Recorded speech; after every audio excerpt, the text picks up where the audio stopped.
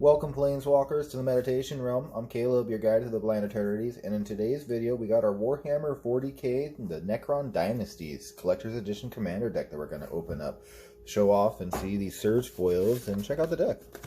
These, the foiling is really pretty on these cards. I can tell you, having already opened one up already, the foiling is just amazing. However, in hindsight, having looked at the condition, there is a little bit of curling.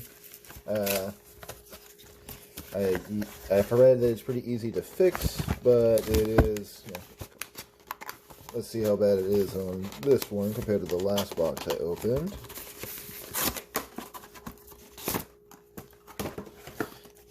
And I do like, again, that they gave us the little inserts. You got your, for those Warhammer 40k fans, you got some of these other little inserts that you can put somewhere. Nice little additions for the collectors.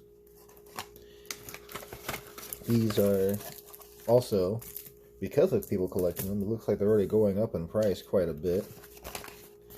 Let's see, it's got all the usual stuff. It's got the wheel,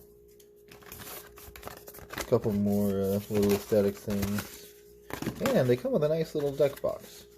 It doesn't really fit with sleeves, but it does fit the whole deck in here without sleeves. Alright. Let's go ahead and start looking at our pretty foils.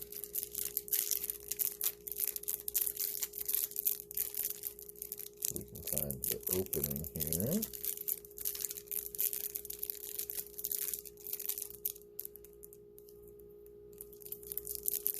Man, they made it kind of high up. There we go. From the back. Doesn't have the usual one that I'm used to. With a little pull tab. Alright, we got the main honcho, the head of the deck, Sarek, the Silent King. He is a 3/4 flyer. I guess we'll go like this. Whenever Sarek, the Silent King, attacks, mill 3 cards. You may put an artifact, a creature card, or vehicle card from among the cards milled this way into your hand. So, card advantage, lead of the deck. I can see him seeing play in other commander decks. The fact that he's an artifact creature and just synergizes with artifacts is pretty good. Next we have Emotec, the Storm Lord. Legendary artifact creature, Necron, the other commander possible. I guess it's a few in here, but this is the second main option. Whenever one or more artifact cards leave your graveyard, create 2/2/2 black Necron warrior artifact creature tokens. And Grand Strategist, at the beginning of your combat on your turn, another target artifact creature you control gets +2/+2 and gains menace until end of turn. So pretty aggressive. 4-drop 3/3, makes yourself menacey. So again, that's Surge foiling. Very pretty, very noticeable, very different than what they've done with some other foilings, but you can definitely see the curbing, especially when you compare a couple cards side by side. It's definitely noticeable with the foils. So for you guys who like to watch Triarc Academy's review videos, I know he hadn't got them up yet, but yeah, there's definitely a little bit of curling. It's not as bad as some of the products from many years past. I remember some other products being way worse with the pringling, but not as bad, and I've read that it's pretty easy to fix. Alright, our next card, we have Flayed 1. It's a lifelink, 2 black, 4/1. When it enters the battlefield, mill 3 cards. So, just easy synergy. Gonna go through a lot of these cards pretty quickly. Hexmark Destroyer. Hexmark Destroyer can't be blocked except by 6 or more creatures, and it has Unearth. It's a 6-drop 6/6, and it has Unearth for 6. I like that they put a lot of new cards in these decks, not like just usual commanders where you only get 15, maybe 20 new cards in a new deck. They give you quite a few more. It's 40, I think, 40, 41 in every deck. So we have the Plasmancer, 4-drop 3/3 with flying. When it enters the battlefield, search your library for a basic swamp card, reveal it, put it into your hand, then shuffle. Oh man, if that put it into play, that would just have been an auto include in all black. Right next to Solemn.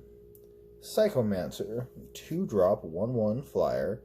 Whenever Cycle Manager or another non-token artifact you control is put into a graveyard from the battlefield, or is put into exile from the battlefield. Target opponent loses 1 life, and you gain 1 life. Nice! So we've got a Flying Blood Artist effect for artifacts. Not busted at all.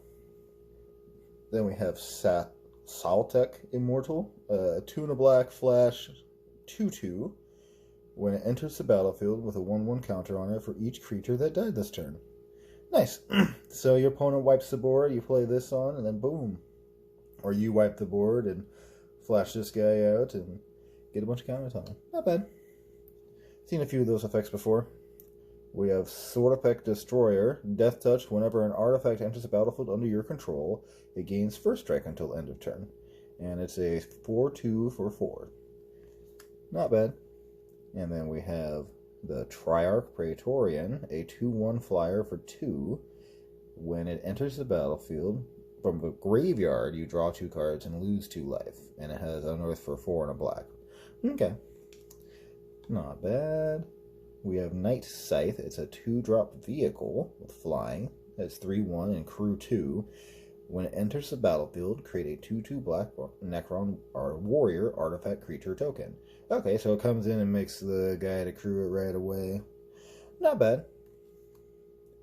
And now we're getting to the reprints with new art. So we got Defile. That looks pretty sweet. Target creature gets -1/-1 until end of turn for each swamp you control. Definitely a staple for many black decks if you aren't playing it. Dread Return. Another great black card. Return target creature card from your graveyard to the battlefield with flashback, sacrifice 3 creatures. Cranioplating. This is one of those, more of a modern card that definitely frightens people when you see it if they got the board for it. Equipped creature gets +1/+0 for each artifact you control. It is equipped 1, and for 2 black, you can attach Cranioplating to target creature you control at instant speed. So, made blocking pretty hard to decide sometimes. It didn't matter what you blocked. If they got 3 things coming in and you didn't have enough blockers, you were going to get smacked. Hedron Archive, another good reprint. Good mana rock. Mask of Memory. Whenever a equipped creature deals combat damage to a player, may you draw 2 cards. If you do, discard a card. Like the new art on all of these. And again, the foiling is just so pretty. Oh, here's another one that's so many people are going for. The Soul Rings. And each of the Soul Rings are different, but that foiling, just trying to see if I can show how best I can show it off on my camera. It just, every camera video I've seen doesn't quite do it justice with the foiling. It does really look so good in person. And it does look good on camera, but again, when you see them in person, you will be amazed. I will not be surprised if just the Soul Rings for one of these decks all end up being like $20 or more, because they are just so pretty and going to be so wanted. Barrenmore, good old classic black reprint. Myriad Landscape, always good to have in the mono-colored and 2-color decks. Reliquary Tower, another good reprint land. Darkness, now this is one that's good to see reprints of because we haven't got very many, even though it's in a deck like this. Another great staple black card. Fog and black. Go for the throat, solid removal, destroy target non-artifact creature for 1 in the black. Arcane Signet in a new art and foil. Again, so awesome with these. The curling will be, something that you'll have to work on. Put it in, double sleeves and under a book, and should be fixed real quick is what I've read is the easiest solution. But man, I'm so happy to get so many new art and foiling on pretty Commander staples. Commander Sphere, another good staple. Mind Stone. Thought Vessel. I just packed us chocked full of the mana rocks. It's good. It's good. Unstable Obelisk. Good old classic mana rock to be able to destroy permanents back in the day. One of the few ways black has to be able to get rid of enchantments. Wayfarer's Bauble, another good ramp card. Desert of the Glorified. Polluted Mire, just cycling lands. Vault of Whispers, an artifact land, and oh, so pretty with that new art and the foiling. I would love to have my OG Affinity deck with these new artifacts foilings from these 40Ks. Oh, it'd be so nice. Not gonna happen because they're banned for Modern, but oh, it'd be so fun.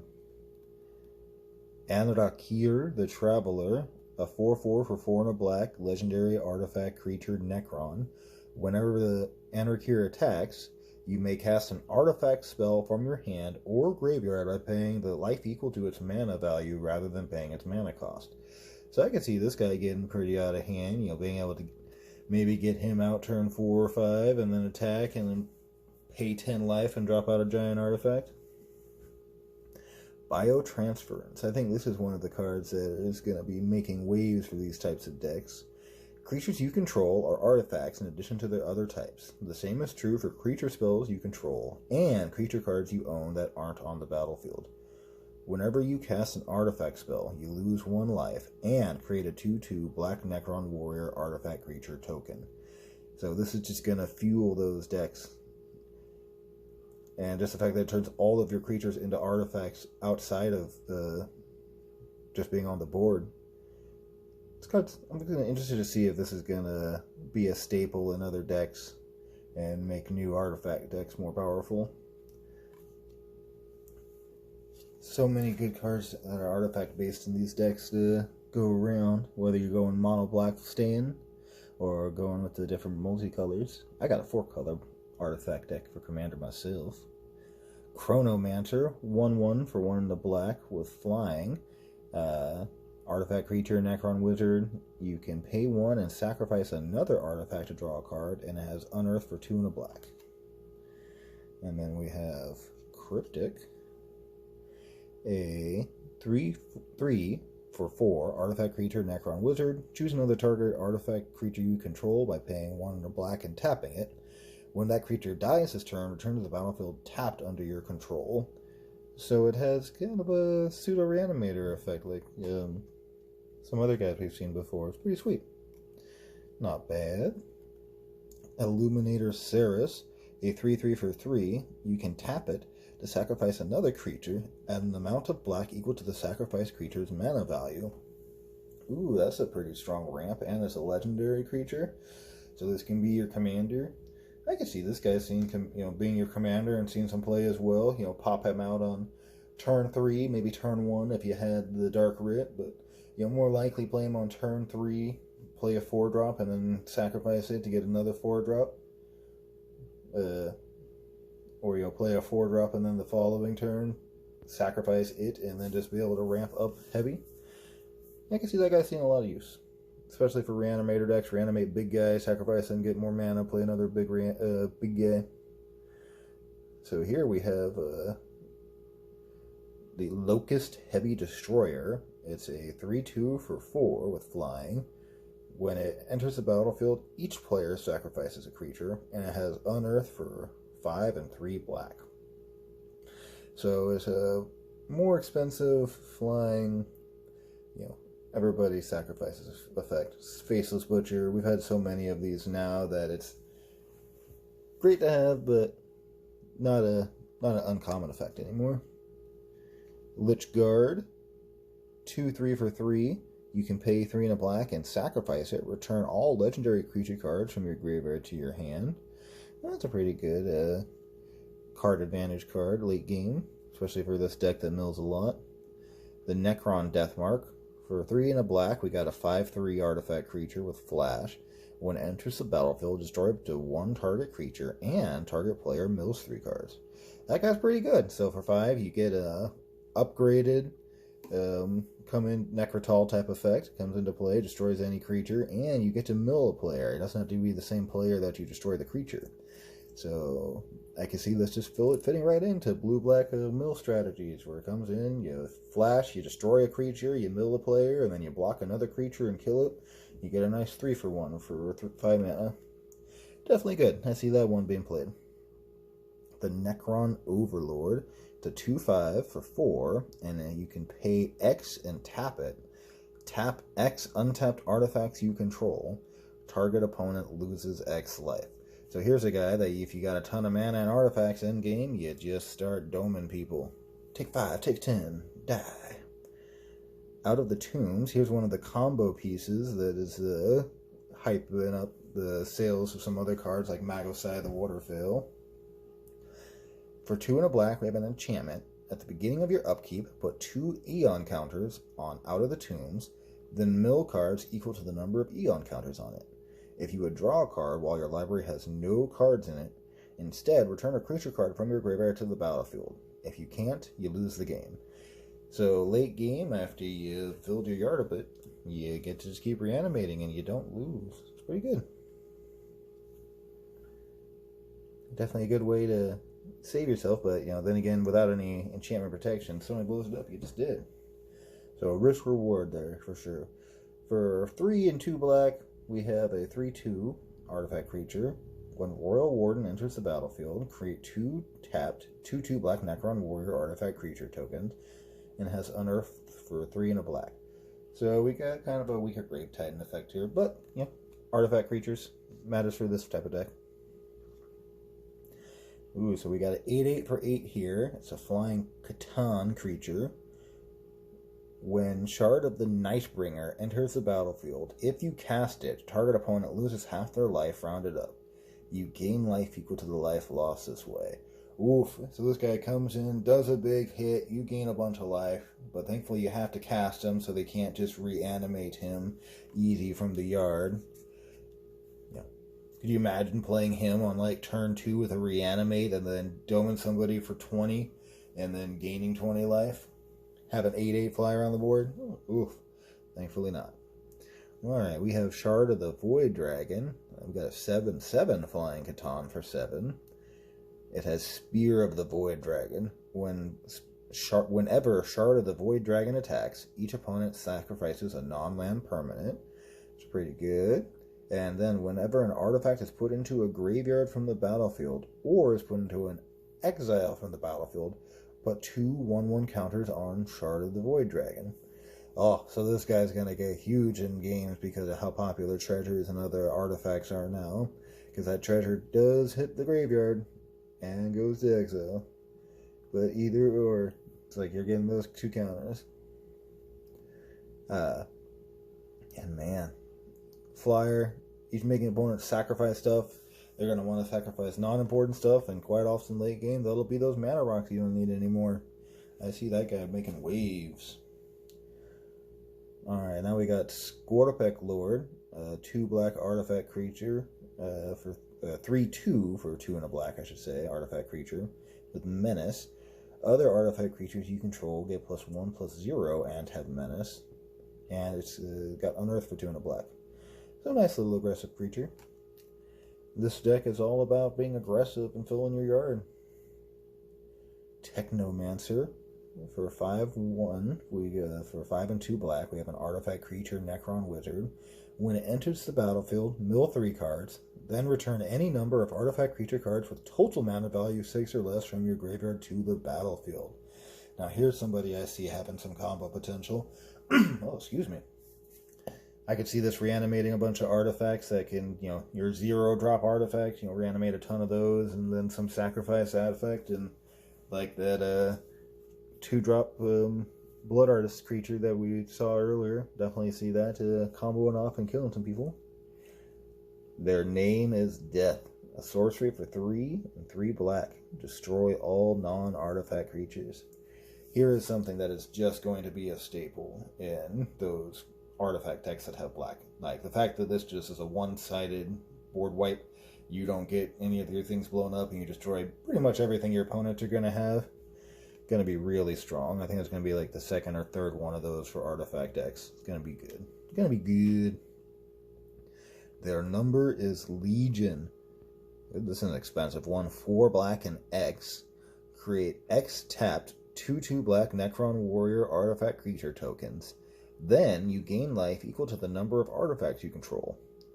Exile, their number is Legion. You may cast their number is Legion from your graveyard. Okay, so if this gets milled, you don't care about it, and late game, you can spend a ton of mana into X and create a bunch of tapped tokens. Or not tap. Yeah, create 2 tapped 2/2 black Necron artifact creature tokens. Then gain X life equal to the number of artifacts you control. So for 8 mana, you can get 4 2/2s and maybe gain 4 more life. Yeah, don't know about that one. Maybe if you really like the tokens and the artifact theme, but that was a little expensive for me. Tombblade, we have a 5/4 for a 4 and 2 black artifact creature with flying. Whenever Tombblade deals combat damage to a player, that player loses life equal to the number of creatures they control unless they sacrifice a creature, and it has Unearth for 6 and 2 black. Yeah, not bad. The Earth mechanic is pretty good with this deck being able to mill your whole goal being able to mill yourself and then get those cards back, but it's card advantage in the late game, for sure. Trazen, the Infinite, we have a 4/6 for 4 and 2 black with Death Touch.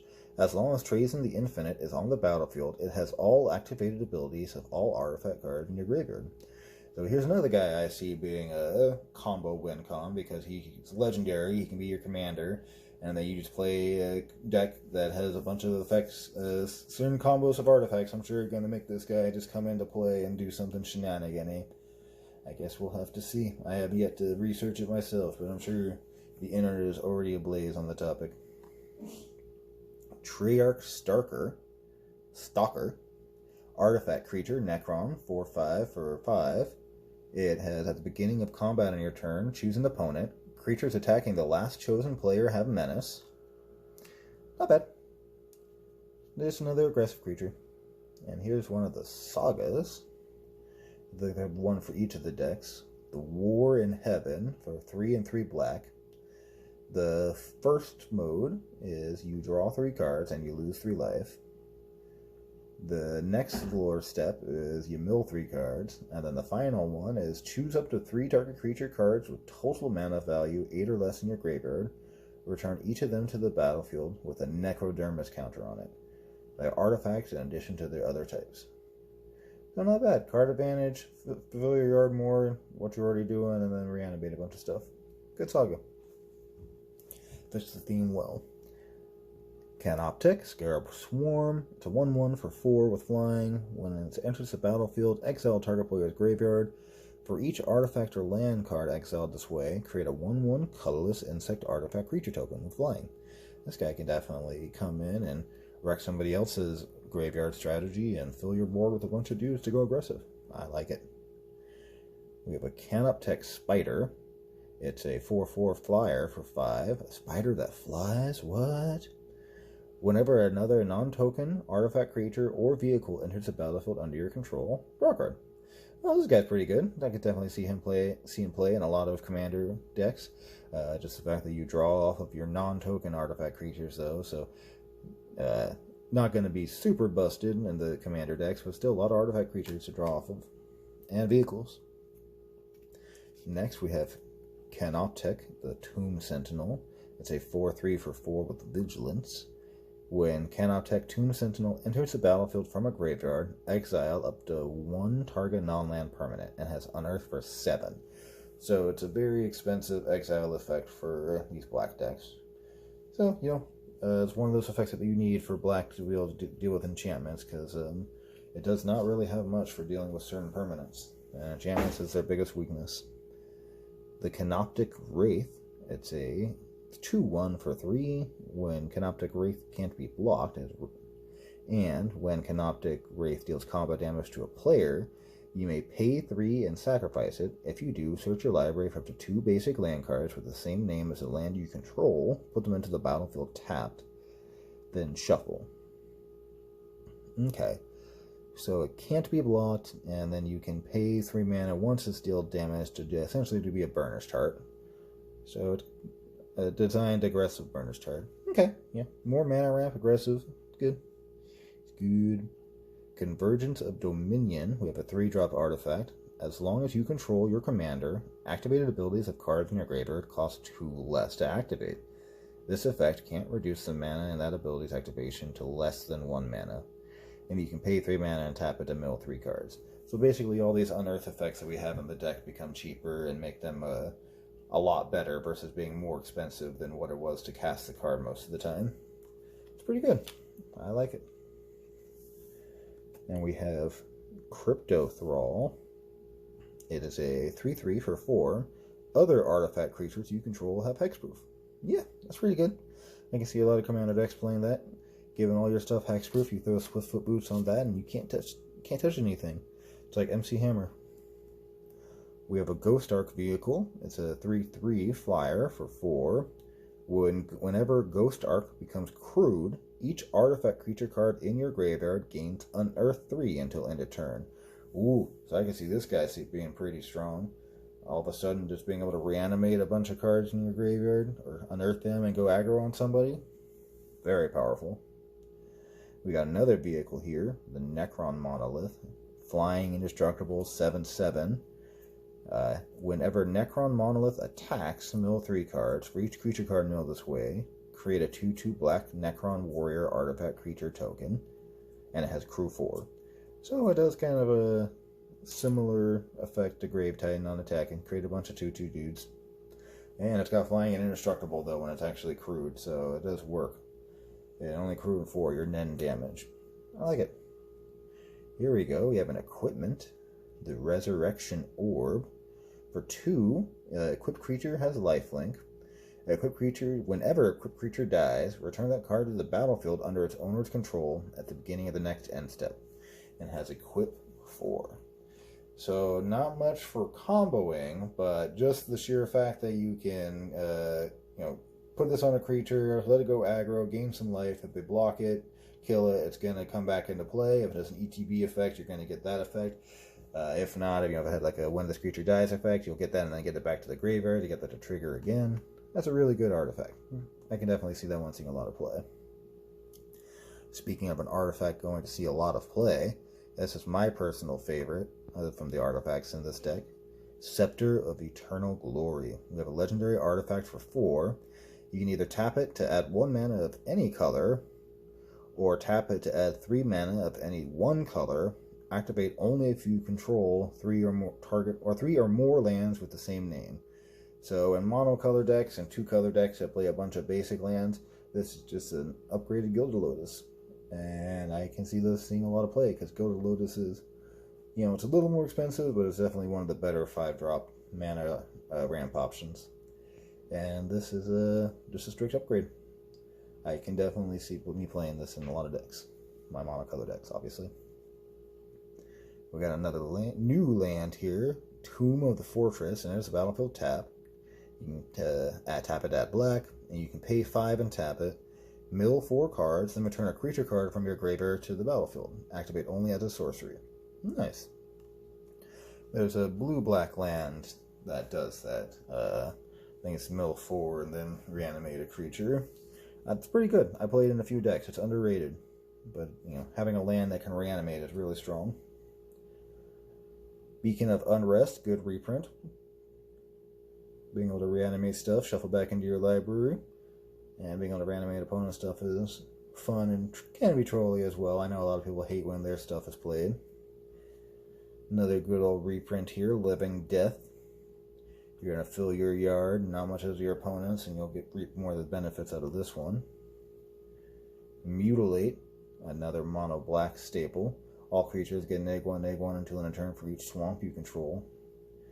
And again, the art on these cards is just so pretty. And with that foiling, it's just so good. It almost reminds me of like an Aurora Borealis. It's nice. Pretty. Caged Sun. Another good artifact ramp card for monocolor decks. And again, that art is just so pretty. Endless Atlas. I like this card for monocolor decks. Being easy draw, especially for white where it's a lot weaker. Maybe you don't need it in black, but white and red, this card is just an artifact that lets you draw 2 all the time. Or draw a card for 2. Pretty easy. Good option. Hey, speaking of upgraded Gilded Lotus, we just have regular Gilded Lotus in here. This deck is definitely well equipped with mana ramp. I like it. That's very good for a commander deck. Mystic Forge. This is the card that I saw was going up in price and getting expensive. You may look at the top card of your library anytime. You may cast artifact spells and colorless spells on the top of your library. Pay 1 life. Exile the top card of your library. Just be able to filter through. Card's good. Sculpting Steel, always a solid reprint. Good in those commander decks. I've seen a lot of games where people have come in and just copied either an equipment of somebody else's or a big creature and just blown the game out. And then, I think we got a bunch of swamps now. Yes, but, you know, different art on... We got 3 different arts? Yes, so we got this kind of boggy one. And then this one looks like a heavier marsh with where you can see some of the Necrons in the back, it looks like. And then we got their Necron ships flying in the background. I'm just going to go ahead and I think the rest of this is swamps. We'll go through real quick. And, yep, so the rest of the deck was swamps. And then we got our thick token-like card for Sarek the Silent King. I like that they give you these thicker back ones for your commander if you just want to have it on the board and then put it aside somewhere else. Maybe throw it into the 99 of another deck. And then we have our foil tokens, which I wonder if they did the same thing. So, yeah, only half the token is foil. I don't know why they didn't just do both sides foil. I mean, they do it for so many of the collector packs. I don't know what the foiling issue is. Maybe it is with this surge foiling. They couldn't do it double-sided, but again, you know, the curving is a little noticeable when you put it to the cards. But still, it's going to be a great product. I see this being very expensive in the near future just because there are so many cards in these that they're going to have a hard time reprinting into the standard environment. Not necessarily the standard environment, but the standard packs by the list. Because if they got 40 cards per deck, you know, they only usually throw out a couple of them in these last secret lair with Stranger Things. We got 7 cards. Well, we got 160 in this. I don't see how they're going to do that. With the list, we're going to get 160 new commander cards with a list for one of the standard sets coming out. That'd be crazy. Now, I see these being off for a little while before we get them. It might be like The Walking Dead, which has been out longer than Stranger Things and still hasn't seen a reprint. But, you know, who knows? Wizards likes money. If you like spending money, look up that Magic 30th Anniversary packs that you can spend $1,000 for four packs of proxies. Or you could spend $500 and get yourself some nice 40k foils. I think you can see which one I think would be a better option. Thank you again for joining me, Planeswalkers. It's always great to have you here. If you haven't already, like, share, subscribe. I've got a Patreon if you want to be able to help out there. Always happy just to have you here. Thank you again for joining me, and I'll see you again soon.